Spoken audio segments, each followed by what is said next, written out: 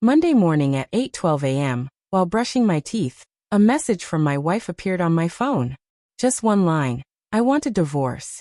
All communication through my lawyer. No prior discussion.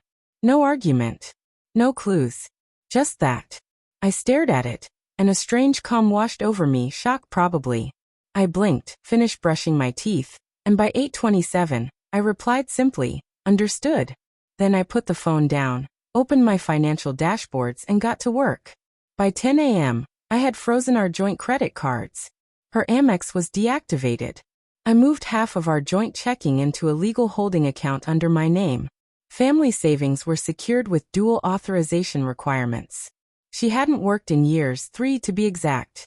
I had been the sole breadwinner, covering everything: mortgage, utilities, groceries, her car, all subscriptions, even her casual shopping.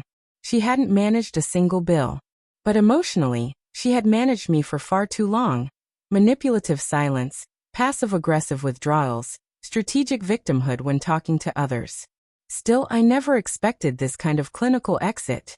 At 11:43 a.m., I sent another message. Your access to all shared financial accounts has been restricted pending legal division. Per your request, communication will be through legal channels only. Then I quietly made myself lunch, ate it alone, called my attorney, and retained his services that same afternoon. The next day, Tuesday at 2:17 p.m., her sister called me in a fury. What did you do to her? She demanded. She's in tears. You financially ambushed her. I calmly replied. She asked for a divorce and for legal-only contact. I'm honoring that. Then I hung up. Later that evening, 6:45 p.m., I received an email from her lawyer. Subject line: Urgent spousal financial interference. He accused me of financial abuse and threatened an emergency motion to restore her access. I replied with a complete spreadsheet, dates, amounts, screenshots. I attached the initial text where she cut off direct communication. I sent it to my lawyer as well. He responded within the hour. Smart move. Don't engage with her or her family. Let the process work. Stay the course. That night, I slept a full 8 hours for the first time in forever. By Wednesday morning at 11:22 a.m., her lawyer was on the phone with mine again. Now they wanted a temporary support order. Claimed she had no money for food or essentials. I countered with receipts for grocery deliveries I had arranged. One even placed after her divorce text. Delivery confirmed. Bags photographed at her front door.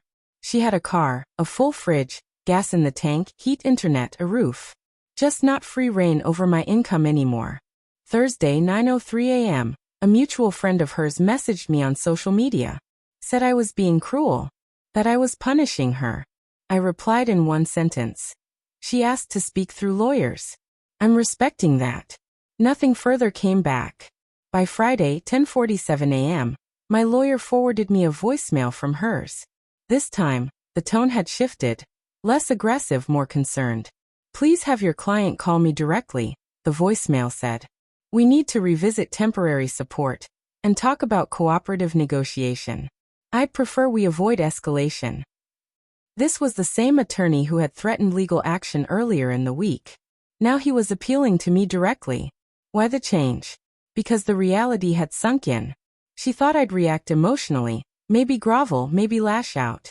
Instead, I acted with precision. She had no contingency plan for that. She wanted the emotional fireworks, not the silent execution. 2 weeks later, we stood before a judge for a preliminary hearing. She asked for $6,000 a month in temporary support. Her lawyer cited lifestyle maintenance. My attorney slid across a detailed report. All her expenses, all my contributions, timelines, bank activity, that first text. The judge asked, was this divorce communicated in advance? Her lawyer muttered something about emotional misalignment. The judge replied, so she terminated communication unilaterally and expected financial continuity? Motion denied. The judge capped support at $1,500. My lawyer leaned toward me and whispered, that was surgical. I didn't smile, but inside I felt it. 3 months later, the divorce was final.